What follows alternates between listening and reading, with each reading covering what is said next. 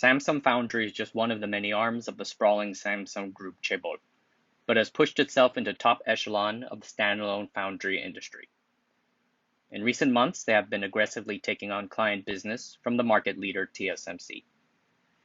In the last 3 months, Samsung has won business from the following fabulous semiconductor companies: Qualcomm, middle-class mobile chip 750 with their 8nm process, and the higher-end 875 with their 5nm process; NVIDIA with the highly desired RTX 380-390 graphics card using their 8nm process; IBM with the Power 10 using their 7nm process; and Google and Cisco, products unreported. All these companies have worked with TSMC before, and some were even core TSMC customers. Market analysts estimated that in the second quarter of 2020, Samsung Foundry had leapfrogged competitors like UMC and Global Foundries into second place behind TSMC. Its market share was just 3.7% in 2016. Now it is at 19.1%. The next quarter, though, in 3Q 2020, TSMC beat back its competition. It took share from Samsung and the whole industry to settle at a 54% share of the industry, according to industry research firm TrendForce. This movement is likely due to big purchases in the market by Huawei and Apple. The race between the semiconductor foundry industry leaders is heating up, and in this video, I want to compare the two guys at the front. In 2005, Samsung standalone foundry industry. Their first major customer was Qualcomm. They had already achieved a strong position in the memory chip market, DRAM. However, the DRAM world is a highly cyclical one.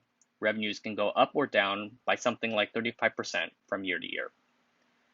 At that time, Samsung had already built the foundry capacity to make the chips for its growing smartphone and devices businesses, to create a brand new business line servicing other companies using what had once been just an internal division made good business sense. Samsung Electronics, its parent company, does not break out the foundry's revenues and earnings individually. Instead, it's rolled up with the memory chips business. This means that the foundry is somewhat shielded from the pressures of making money. TSMC, on the other hand, is publicly traded and its stock scrutinized by shareholders, sometimes monthly. This allows Samsung Foundry to undercut TSMC on pricing per wafer for advanced nodes. For a lot of fabless companies, that matters. Every dollar saved is a dollar profits earned. Samsung Foundry pushes hard on adopting the latest and greatest technologies. It is part of their sales pitch as one of the last leading-edge foundries in the market. As Executive VP and Head E.S. Jung said in 2017, "You need a technology that can wow your clients. Without such advanced technology, it will be difficult to win back customers from your rivals."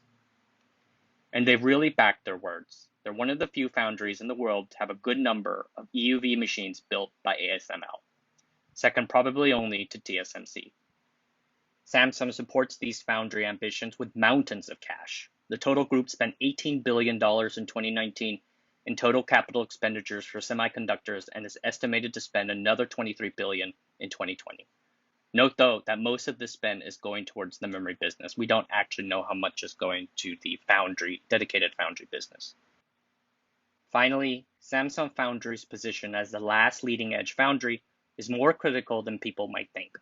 If a fabless semiconductor maker wants to make chips with a leading-edge process, they either go to TSMC or Samsung. That's it.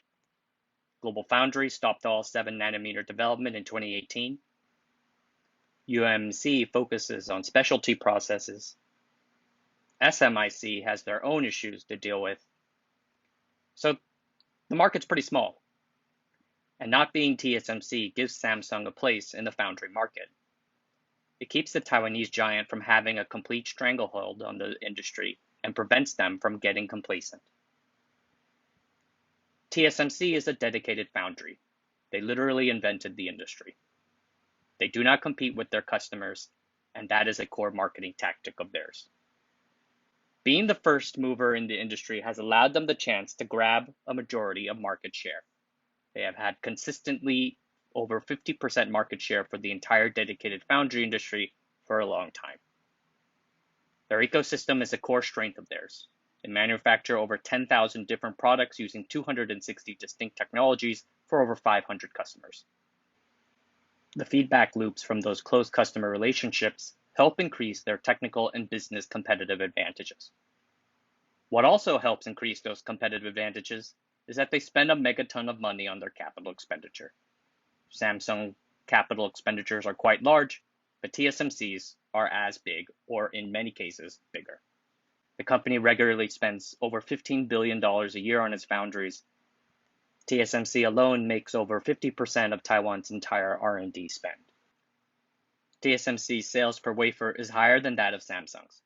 Market research firm The Information Network quotes that TSMC's total sales per wafer is about $3,338. Samsung's is about $2,490. That's an average total across all technologies. This higher number is due to the product mix. Wafers made with cutting-edge tech cost a lot more.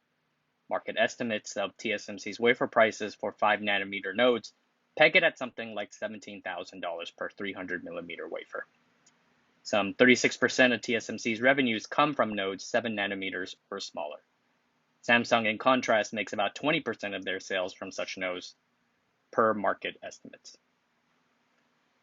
We don't know what those gross margins are for those most advanced wafers, but they are presumably more profitable than wafers made with less advanced processes due to the fact that there's more foundry alternatives available.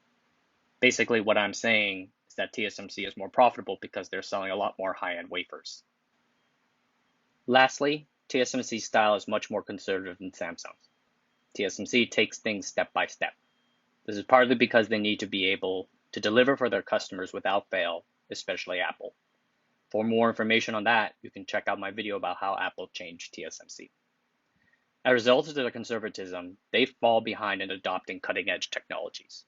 For example, in their 7nm process generation, Samsung was first to adopt the new EUV lithography. Meanwhile, TSMC's first generation 7nm process stuck with an older process called DUV. EUV only came out later in that process node. But because they are more conservative, the quality of their products tend to be better and are more apt to scale it. One way this is illustrated is to look at transistors per square millimeter. Such a metric is not the end-all be-all in comparing performances between competing nodes. There are other factors, for example, like yield, but it is a good start. With those caveats in mind, Samsung's 5nm generation EUV-based process has about 126 million transistors per square millimeter. TSMC's comparable N5 EUV-based process, the one making Apple A14 chip right now, has around 173 million. Like I said, not the end-all be-all, but a good rule of thumb. So will Samsung catch up? Is TSMC failing? If you're personally asking me, I feel like Samsung is going to capture a lot more of the market in the future, if only because they can keep taking share from the rest of the competition. The Samsung Group has a good market track record. I can only recall them really failing in automobiles. And they got money from their memory chips business. They got a captive customer in their handsets business, and they're determined to make an impact on the market. But there are forces keeping TSMC in first place for the foreseeable future. Nodes on the leading edge are only going to get more expensive, not only for the foundries, but also for the fabless semiconductor companies themselves. It's said that the cost of developing a single 3nm node chip would cost something like $1.5 billion all in. And these technologies and nodes are not exactly one-to-one interchangeable. These costs increasingly shrink the market of customers who can possibly afford this stuff. It also raises the costs of switching for the companies who might want to switch foundries. So you end up with a solidified circle of luxury customers and luxury providers at the leading edge, jockeying with each other from year to year. The big wild card that can flip the table, of course, is Apple. NVIDIA and Qualcomm are important customers, but Apple is probably the biggest and single most important foundry customer in the world.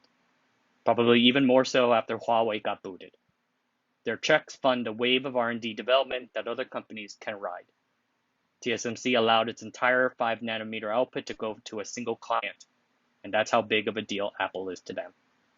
As long as Apple stays with TSMC, I think TSMC stays number one and keeps 50% market share.